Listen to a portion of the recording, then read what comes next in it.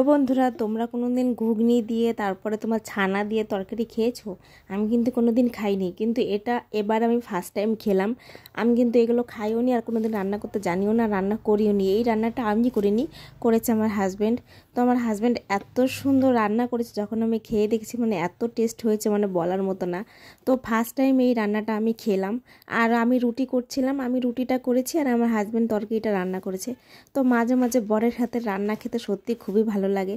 আর আমার হাজব্যান্ড ভালোই রান্না করতে পারে, কিন্তু আমি যতবার ওর হাতে তরকারি খেয়েছি তো সত্যি অসাধারণ হয়েছিল, মানে বলার মতো না। আমিও মানে অত ভালো রান্না করতে পারি না, আমার হাজব্যান্ড যতটা ভালো রান্না করতে পারে। আর আজকে দেখো আমাদের রান্না হয়েছে রুটি আর হচ্ছে ঘুগনি, আর এই তরকারিটা এত টেস্ট হয়েছিল বলার মতো না।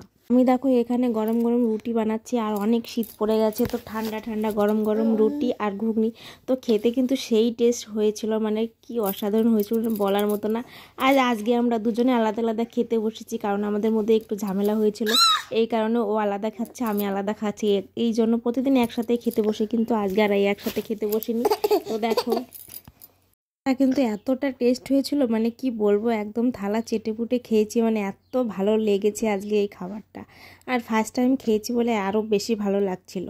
আর সত্যি তোমরা এরকম এরকম কে খেয়েছো একটু কমেন্ট করে জানিও তো। আর আমি তো এই ফার্স্ট টাইম খেলাম, সত্যি এত ভালো লাগছিল। তো সবাই ভালো থেকো, টাটা, বাই বাই।